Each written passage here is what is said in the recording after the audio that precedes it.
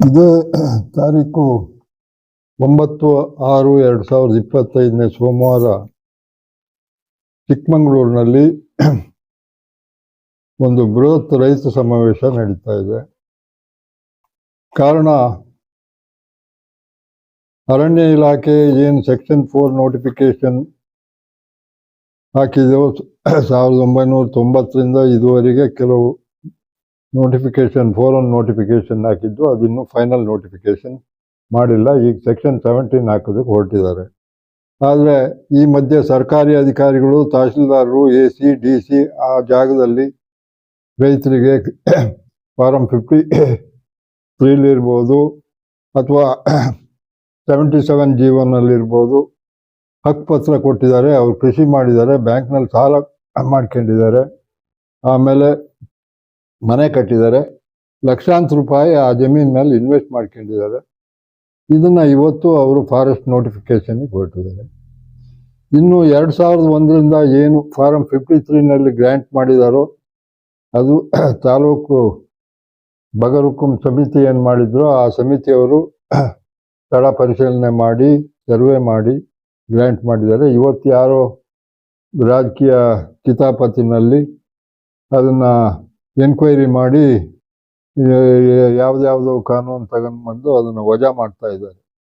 ಇದರ ವಾಸ್ತವ ಸ್ಥಿತಿಯನ್ನು ಸರ್ಕಾರಕ್ಕೆ ಮನದಟ್ಟು ಮಾಡೋದಕ್ಕೋಸ್ಕರ 9ನೇ ತಾರೀಕು ಒಂದು ಬೃಹತ್ ರೈತ ಸಮಾವೇಶ ಇದೆ. ಅದಕ್ಕೆ ಎಲ್ಲ ಈ ತಾಲೂಕಿನ ಜಿಲ್ಲೆಯ ಶಾಸಕರು ಮತ್ತು ಜನಪ್ರತಿನಿಧಿಗಳು ಮತ್ತು ರೈತರು ಭಾಗವಹಿಸ್ತಾ ಇದ್ದಾರೆ.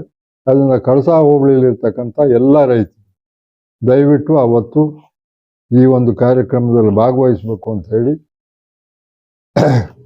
ಈ ಜಿಲ್ಲೆಯ ಬೆಳೆಗಾರರ ಸಮಿತಿ ಮತ್ತು ಎಲ್ಲ ರಾಜಕೀಯ ಪಕ್ಷಗಳು ಮತ್ತು ಎಲ್ಲ ಹೋರಾಟ ಸಮಿತಿಗಳು, ರೈತ ಪರ ಸಂಘಟನೆಗಳು ಮನವಿ ಮಾಡ್ತಾ ಇದ್ದೀವಿ. ದಯವಿಟ್ಟು ಎಲ್ಲರೂ ಬಂದು ಇದಕ್ಕೆ ಸಹಕಾರ ಕೊಡಬೇಕು ಅಂತ ನಮ್ಮ ಕಳಕಳಿಯ ಮನವಿ. ಇವತ್ತು ಕೂಡ ಒಂದು ಸಭೆಯನ್ನು ಕರೆದಿದ್ದೀವಿ ಸ್ಥಳೀಯ ಮುಖಂಡರು. ಹೌದು, ಅದ್ರ ಬಗ್ಗೆ ಅಲ್ಲ ಅದೇ ನಾಡ್ದು ಹೇಗೆ ಹೋಗೋದಕ್ಕೆ ರೈತರಿಗೆ ನಾವು ಇಲ್ಲಿಂದ ಹೋಗೋದಕ್ಕೆ ಬಸ್ಸಿನ ವ್ಯವಸ್ಥೆ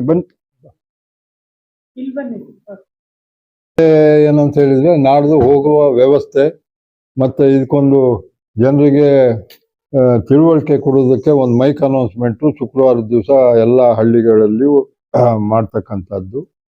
ಮತ್ತು ನಾಡ್ದು ಹೋಗೋದಕ್ಕೆ ಬಸ್ಸಿನ ವ್ಯವಸ್ಥೆ, ವಾಹನದ ವ್ಯವಸ್ಥೆ ಮಾಡುವಂಥದ್ದು. ಇದಕ್ಕೆ ಇವತ್ತು ಮೀಟಿಂಗ್ ಕರೆದಿದ್ದು. ಇವತ್ತು ಎಲ್ಲ ರಾಜಕೀಯ ಪಕ್ಷದ ಮುಖಂಡರುಗಳು, ಬೆಳೆಗಾರರ ಸಂಘದ ಅಧ್ಯಕ್ಷರು ಮತ್ತು ಅವರ ಸಮಿತಿಯವರು ಅಷ್ಟೇ ಜನ ನಾವು ಸೇರ್ಕೊಂಡು ಇವತ್ತು ಈ ತೀರ್ಮಾನ ಮಾಡಿದ್ದೀವಿ. 9ನೇ ತಾರೀಕು ಕಳಸಾದಿಂದ ಕನಿಷ್ಠ ಒಂದು 2000 ಜನ ಹೋಗ್ಬೇಕು ಅಂತ ತೀರ್ಮಾನ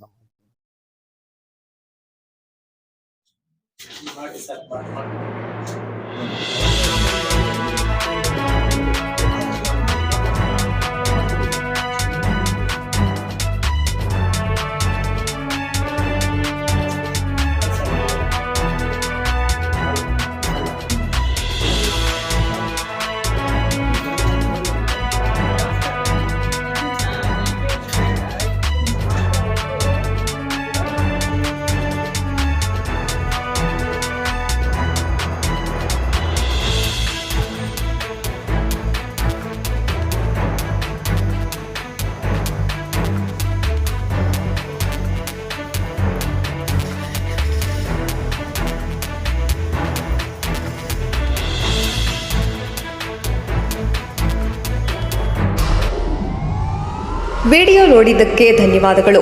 ಮುಂದಿನ ವಿಡಿಯೋದಲ್ಲಿ ಸಿಗೋಣ. ಕ್ಷಣ ಕ್ಷಣದ ಸುದ್ದಿಗಾಗಿ ವೀಕ್ಷಿಸಿ ನ್ಯೂಸ್ ಕರ್ನಾಟಕ, ಸದಾ ನಿಮ್ಮ ಜೊತೆ.